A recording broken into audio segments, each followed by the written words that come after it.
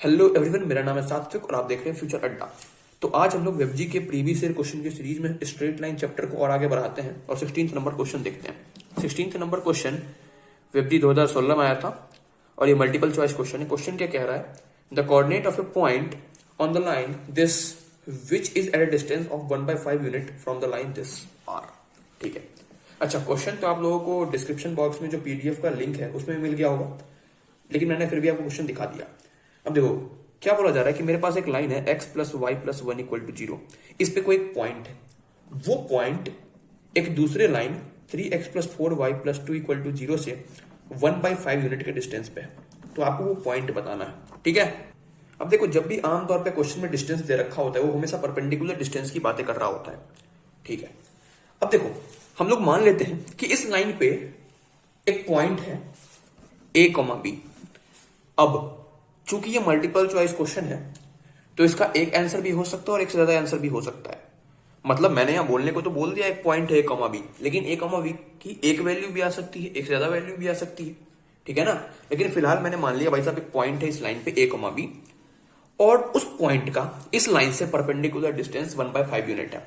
ठीक है, अब लोगों को पता होगा कि मान लो मेरे पास कोई पॉइंट x1, y1 है दे रखा और उसका परपेंडिकुलर डिस्टेंस हम लोगों को निकालना है। कोई एक लाइन है ax plus B Y plus C equal to 0 से, और उस परपेंडिकुलर डिस्टेंस को हम लोग d से डिनोट करते हैं।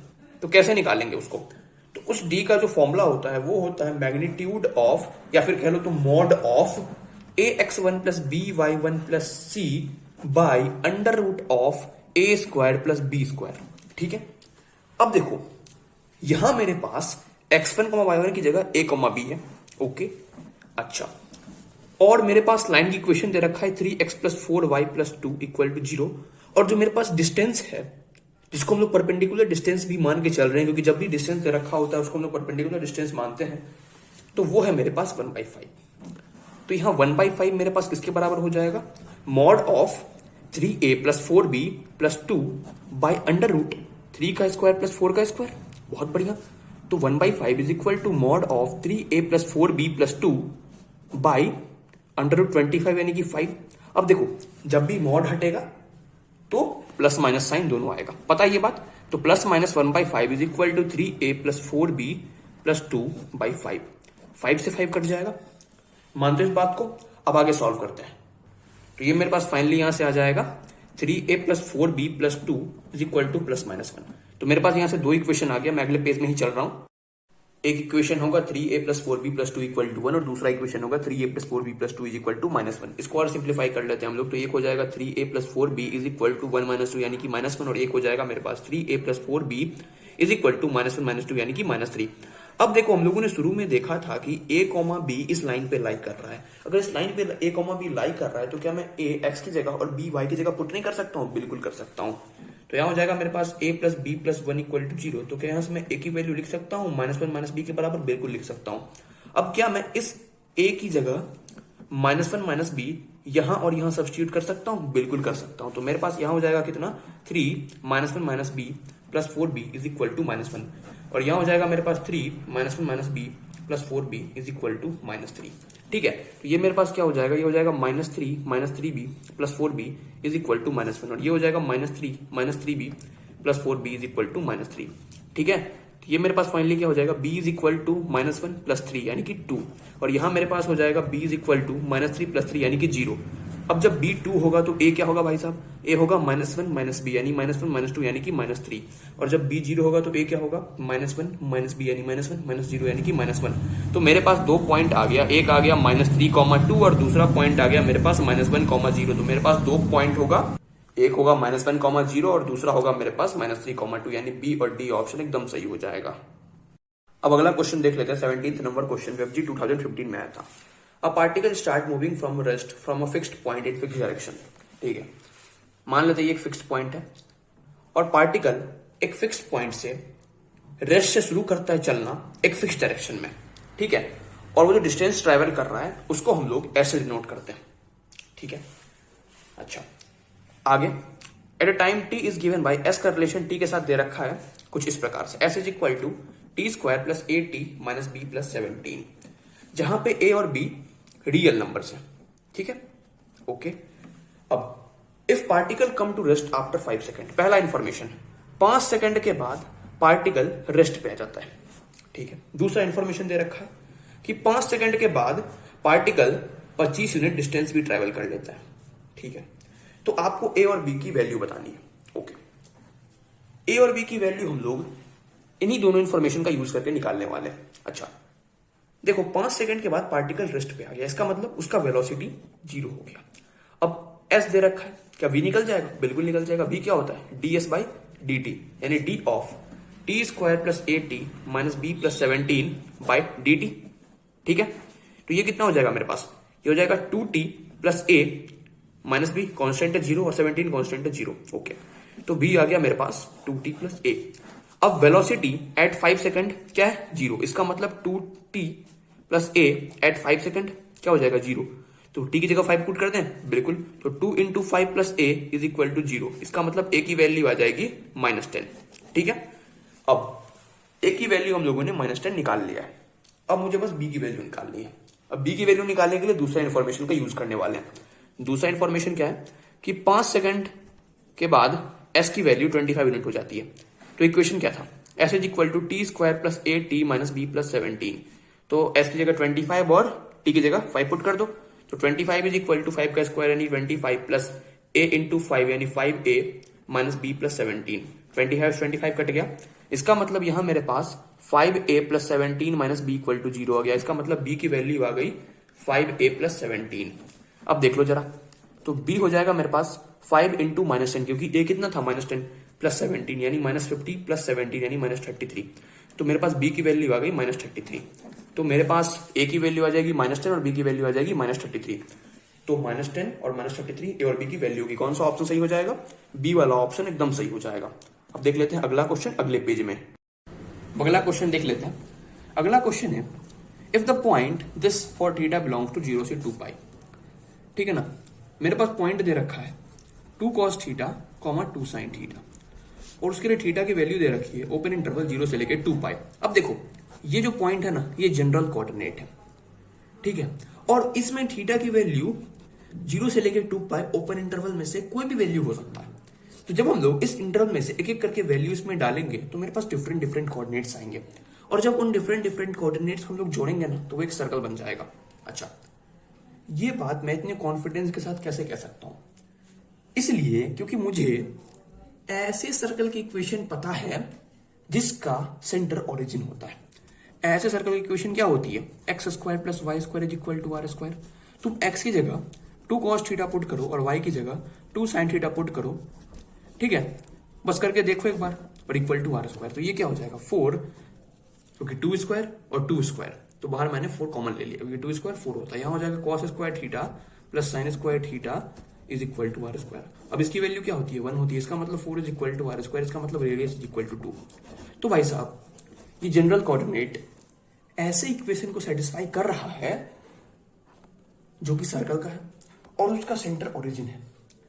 और सेटिस्फाई करने के साथ साथ जब मैंने उसको उस इक्वेशन में पुट किया तो मुझे रेडियस भी मिल गया, रेडियस 2 आ गया।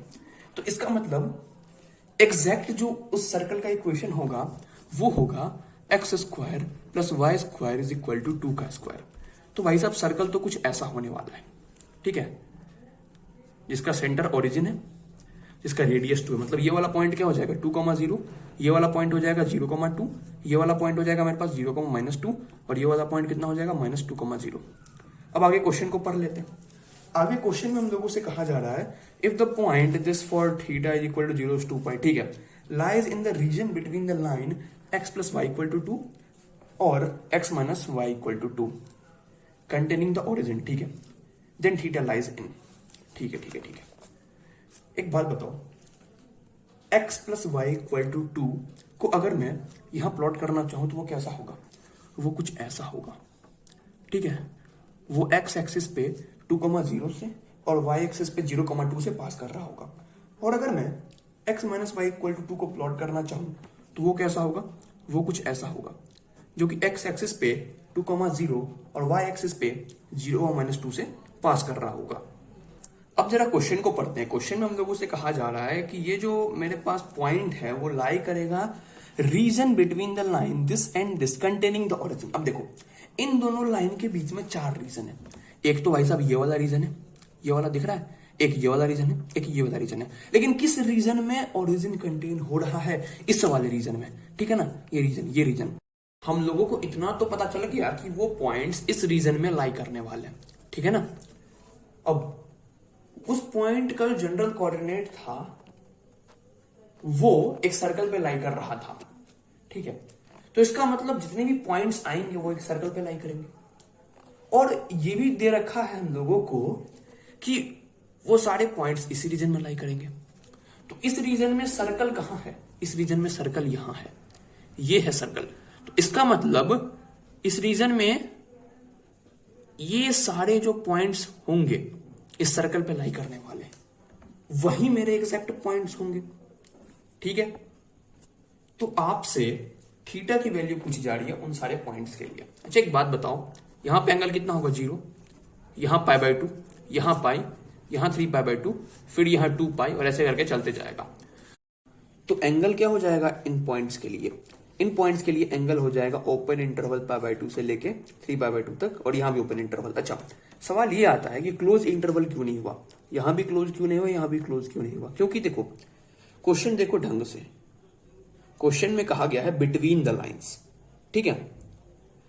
तो ये लाइन इस पॉइंट से पास कर रहा है और ये वाला लाइन इस पॉइंट से पास कर रहा है, मतलब इन दोनों लाइन के बिटवीन में होगा तो इस पॉइंट और इस पॉइंट को छोड़ के बात करेंगे। और इस पॉइंट पे जो एंगल बन रहा है वो बन रहा है π/2 और इस पॉइंट पे जो एंगल बन रहा है वो बन रहा है 3π/2। तो इन दोनों के बीच में बात कर रहे हैं ना, तो इसीलिए हम लोग π/2 और 3π/2 को एक्सक्लूड कर चुके हैं। अब 19th नंबर क्वेश्चन देख लेते हैं। 19th नंबर क्वेश्चन में हम लोगों से क्या कहा जा रहा है? हम लोगों से कहा जा रहा है let P and Q be the vertex of triangle PQR, ठीक है। एक ट्रायंगल है मेरे पास PQR जहां पे मुझे 2 वर्टेक्स दे रखा है P और Q। P का कोऑर्डिनेट क्या है 2, -3 और Q का कोऑर्डिनेट क्या है -2, 1। आगे पढ़ते हैं। If the centroid of triangle PQR lies on the line 2x + 3y = 1। आपको कहा जा रहा है कि इस ट्रायंगल PQR का जो सेंट्रॉइड है वो इस लाइन पे लाई कर रहा है। Then the locus of R is, तो आपको R पॉइंट का लोकस निकालना है। देखो जिस भी पॉइंट का लोकस हम लोगों को निकालना होता है उसको हम लोग जनरली h, k मानते हैं, फिर h और k में एक रिलेशन निकालते हैं, फिर h को x से और y को k से रिप्लेस कर देते हैं। फिर जो मेरे पास इक्वेशन आता है वही होता है लोकस उस पॉइंट का, ठीक है। तो वही सेम का हम लोग यहाँ भी करने वाले हैं। हम लोग R पॉइंट के कोऑर्डिनेट को मान लेंगे h, k। अच्छा एक बात बताओ, अगर मेरे पास एक ट्रायंगल है जिसका 3 वर्टेक्स का कोऑर्डिनेट है x1, y1, x2, y2 और x3, y3, और इसके सेंट्रॉइड का कोऑर्डिनेट है x, y, तो x क्या हो जाएगा? x हो जाएगा x1 + x2 + x3/3 और y क्या हो जाएगा y1 + y2 + y3/3। ये तो सबको पता होगा। अच्छा तो ऐसे ही हम लोग इस ट्रायंगल का सेंट्रॉइड का x कोऑर्डिनेट और y कोऑर्डिनेट निकालते हैं, ठीक है। तो इस ट्रायंगल के सेंट्रॉइड का x कोऑर्डिनेट क्या हो जाएगा? x1 यानी कि 2 + x2 यानी कि h + x3 यानी कि -2/3, और इस ट्रायंगल के सेंट्रॉइड का y कोऑर्डिनेट क्या हो जाएगा? y1 यानी कि -3, y2 यानी कि k और y3 यानी कि 1/3। तो यहां से मेरे पास x कोऑर्डिनेट आ जाएगा h/3 क्योंकि 2 से -2 कट जाएगा, और y कोऑर्डिनेट आ जाएगा मेरे पास k -2/3, ठीक है। तो ये मेरे पास इस ट्रायंगल का सेंट्रॉइड का x कोऑर्डिनेट और y कोऑर्डिनेट आ गया। अब हम सभी लोगों को पता है कि इस ट्रायंगल का सेंट्रॉइड इस लाइन पे लाई करता है। तो अगर मैं यहाँ पे x की जगह h/3 पुट कर दूं और y की जगह k -2/3 पुट कर दूं तो कोई दिक्कत होनी भी नहीं चाहिए, क्योंकि ये x और y इस ट्रायंगल के सेंट्रॉइड के x कोऑर्डिनेट और y कोऑर्डिनेट है, और इस ट्रायंगल का सेंट्रॉइड इस लाइन पे लाई कर रहा है, तो आराम से पुट कर सकते हैं, कोई दिक्कत नहीं होनी चाहिए। देखो तो 2 × h/3 + 3 × k -2/3 = 1, 3 कट जाएगा, ये कितना हो जाएगा 2h/3 + k -2 = 1, तो 2h/3 + k ये -2 उधर जाएगा तो 1 + 2 3 हो जाएगा। बहुत बढ़िया, 3 एलसीएम लेते हैं, यहाँ हो जाएगा 2h + 3k = 3, और यहाँ पे हो जाएगा मेरे पास 2h + 3k is equal to ये 3 क्रॉस मल्टीप्लाई होके यहां बन जाएगा 9, ठीक है ना। तो मेरे पास फाइनली ये आ गया h और k में इक्वेशन। अब हम लोग h को x से रिप्लेस करेंगे और k को y से। तो 2x plus 3y is equal to 9 मेरे पास r का लोकस आ जाएगा, ठीक है। तो कौन सा ऑप्शन सही हो जाएगा? ए ऑप्शन सही हो जाएगा। अब 20th नंबर क्वेश्चन देखते हैं। ये वेबजी 2014 का क्वेश्चन है, सिंगल चॉइस क्वेश्चन है। क्वेश्चन क्या कह रहा है? The straight line this this and this, ये क्या फॉर्म कर रहा है? ये क्या आइसोसेलेस ट्रायंगल फॉर्म कर रहा है, या फिर इक्विलैटरल ट्रायंगल फॉर्म कर रहा है, या फिर ये स्केलेन ट्रायंगल फॉर्म कर रहा है, या फिर ये राइट एंगल ट्रायंगल फॉर्म कर रहा है? तो हमें इन ऑप्शंस में से एक ऑप्शन को चूज करना है, क्योंकि ये सिंगल चॉइस क्वेश्चन है। देखो, किसी भी ट्रायंगल को फाइंड करने के लिए सबसे पहले मुझे 3 वर्टेक्स चाहिए, ठीक है। उन 3 वर्टेक्स को निकालने के बाद फिर मैं डिसाइड कर पाऊंगा इजिली कि वो कौन सा ट्रायंगल है, ठीक है ना। तो उन तीनों वर्टेक्स को फाइंड करने के लिए मुझे क्या करना होगा? देखो, मुझे इन साइड्स का इंटरसेक्शन पॉइंट निकालना होगा, और साइड का इक्वेशन मेरे पास दे रखा है। तो इन दोनों का इंटरसेक्शन आएगा कोई एक वर्टेक्स, इन दोनों का इंटरसेक्शन आएगा कोई एक वर्टेक्स, और इन दोनों का इंटरसेक्शन आएगा कोई एक वर्टेक्स। तो मैं इसको इक्वेशन 1 बोल देता हूं, इसको इक्वेशन 2 और इसको इक्वेशन 3, ठीक है। तो अब मैं इक्वेशन 1 और इक्वेशन 2 को सॉल्व करता हूं ताकि मेरे पास एक वर्टेक्स आ पाए, ठीक है। तो इक्वेशन 1 है मेरे पास x plus y equal to 0, और इक्वेशन 2 है मेरे पास 5x plus y equal to 4। एक काम करता हूं मैं इक्वेशन 2 में से इक्वेशन 1 को सब्ट्रैक्ट करता हूं। तो यहां क्या हो जाएगा? 5x plus y minus x minus y is equal to 4 minus 0, ठीक है। तो y माइनस वाई कट जाएगा, और यहां हो जाएगा मेरे पास कितना? 4x is equal to 4। तो मेरे पास x की वैल्यू आ गई 1। अब x की वैल्यू 1 मैं इन दोनों में से कहीं भी पुट करता हूं। तो मैं कर रहा हूं, इसमें पुट कर रहा हूं। तो 1 प्लस वाई इक्वल टू 0, तो y की वैल्यू आ जाएगी मेरे पास -1। इसका मतलब एक वर्टेक्स आ गया मेरे पास 1, -1। अब ऐसे ही मैं इक्वेशन 3 और इक्वेशन 1 को सॉल्व करता हूं, ठीक है। इक्वेशन 3 क्या है? x plus 5y equal to 4, और इक्वेशन 1 क्या है? x plus y equal to 0। अब एक काम करता हूं मैं इक्वेशन 3 में से इक्वेशन 1 को सब्ट्रैक्ट करता हूं। तो यहां क्या हो जाएगा मेरे पास? x plus 5y minus x minus y is equal to 4 minus 0। देखो, x माइनस एक्स कट गया, यहाँ कितना हो गया? 4y is equal to 4। तो y की वैल्यू आ गई 1। अब y की वैल्यू 1 मैं इन दोनों में से किसी में भी पुट करता हूं। तो मैं यहाँ पुट करता हूं, तो यहाँ क्या हो जाएगा मेरे पास? x प्लस 1 इक्वल टू 0, तो x की वैल्यू आ गई -1। इसका मतलब मेरे पास दूसरा वर्टेक्स आ गया -1, 1। अब हम लोग तीसरे वर्टेक्स को निकालने की तरफ चलते हैं। अब तीसरे वर्टेक्स को निकालने के लिए मुझे इक्वेशन 2 और इक्वेशन 3 को सॉल्व करना पड़ेगा। तो एक काम करता हूं मैं इक्वेशन 3 में 5 से मल्टीप्लाई करता हूं, और उसमें से मैं इक्वेशन 2 को सब्ट्रैक्ट कर देता हूं। तो यहां क्या हो जाएगा मेरे पास? इक्वेशन 3 में 5 से मल्टीप्लाई करने के बाद यहां हो जाएगा मेरे पास 5x प्लस 25y, और is equal to 4 into 5 20, minus यहां हो जाएगा मेरे पास 5x प्लस वाई, और यहां माइनस में 4, ठीक है ना। तो ये हो जाएगा मेरे पास 5x plus 25y minus 5x minus y is equal to 16। तो 5x माइनस 5x कट गया, यहाँ कितना बच जाएगा मेरे पास? 24y is equal to 16। तो मेरे पास y की वैल्यू क्या आ गई? 16/24। इसको और सिंप्लीफाई करते हैं। तो 8, यहाँ 12, यहाँ 4, यहाँ 6, यहाँ 2, यहाँ 3। तो y की वैल्यू आ गई 2/3, ठीक है ना। अच्छा, तो y इज इक्वल टू 2/3 मैं किसी में भी पुट कर देता हूँ, या तो मैं इक्वेशन 2 में पुट कर लूँ या फिर इक्वेशन 3 में पुट कर लूँ। तो मैं पुट कर रहा हूँ y इज इक्वल टू 2/3 किसमें? इक्वेशन 2 में। तो इक्वेशन 2 का मेरे पास इक्वेशन क्या था? 5x plus y is equal to 4। तो 5x plus 2/3 is equal to 4। तो यहां से मेरे पास 5x क्या हो जाएगा? 4 माइनस 2/3, यानी 12 माइनस 2/3 यानी कि 10/3। तो x क्या हो जाएगा भाई साहब? 10/3 इंटू 1/5 यानी कि 2/3। तो मेरे पास तीसरा जो वर्टेक्स आ गया वो आ गया 2/3, 2/3। और दो वर्टेक्स और क्या थे? दो वर्टेक्स में और थे मेरे पास, एक तो था 1, -1, और एक था मेरे पास -1, 1। अब जब मेरे पास 3 वर्टेक्स आ चुके हैं, तो मैं इस कंडीशन में हूं कि मैं डिसाइड कर पाऊं कि किस टाइप का ट्रायंगल है, ठीक है। तो अब इन तीनों वर्टेक्स की मदद से मैं ट्रायंगल के साइड्स का लेंथ निकालूंगा, ठीक है। चलते हैं अगले पेज पे। अब मैंने एक ट्रायंगल एज्यूम कर लिया और वहां मैंने वर्टेक्स को अपनी सहूलियत से रख चुका, ठीक है। अच्छा, अब मुझे इन तीनों साइड का लेंथ चाहिए। एक बात बताओ, अगर मेरे पास 2 पॉइंट है, एक है मेरे पास x1, y1 और दूसरा है मेरे पास x2, y2, तो इन दोनों के बीच का डिस्टेंस निकालने का फॉर्मूला क्या होगा? ये होगा under root x2 minus x1 का whole square plus y2 minus y1 का होल स्क्वायर। यहां तुम x2 माइनस x1 की जगह x1 माइनस x2 भी कर सकते हो और यहां तुम y1 माइनस y2 भी कर सकते हो, तुम्हारी मर्जी, क्योंकि बाहर स्क्वायर है ऑटोमेटिकली बाहर पॉजिटिव ही आएगा, अंदर अगर नेगेटिव भी बन जाए तो ठीक है।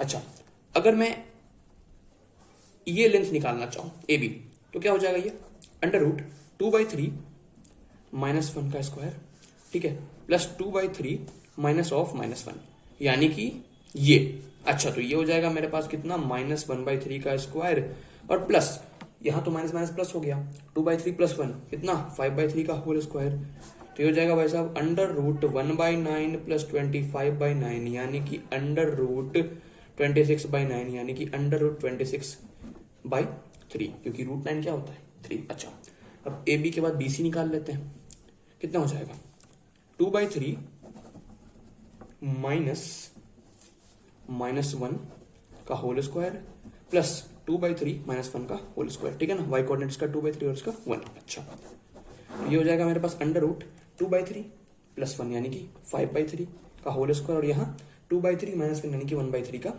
Whole square.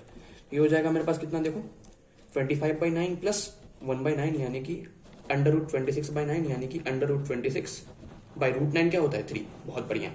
अब तीसरा साइड ए सी कितना हो जाएगा, अंडर रूट, यहाँ देखो सी है -1 और 1 और ए है 1 -1, तो -1 और -1, तो यहाँ हो जाएगा मेरे पास -1 का होल स्क्वायर प्लस 1 और यहाँ मेरे पास माइनस ऑफ -1 अच्छा का होल स्क्वायर। तो ये मेरे पास फाइनली कितना हो जाएगा, -2 का होल स्क्वायर प्लस यहाँ माइनस माइनस प्लस हो जाएगा तो +2 का होल स्क्वायर और यहाँ हो जाएगा मेरे पास अंडर रूट -2 का होल स्क्वायर 4 और 2 का होल स्क्वायर भी 4, तो ये हो जाएगा मेरे पास √8 यानी कि 2√2। अब जरा गौर करो कि ए बी तो बी सी के बराबर है, बट ये दोनों ए सी के बराबर नहीं है। इसका मतलब क्या हुआ, इसका मतलब ये हुआ कि ये ट्रायंगल आइसोसेलेस ट्रायंगल है, ठीक है ना, क्योंकि ए बी बी सी के बराबर है बट ये दोनों ए सी के बराबर नहीं है। और कोई सी भी ट्रायंगल के दो साइड्स अगर इक्वल होते हैं तो वो आइसोसेलेस ट्रायंगल होता है, इसीलिए ऑप्शन ए सही हो जाएगा जो कि है एन आइसोसेलेस ट्रायंगल।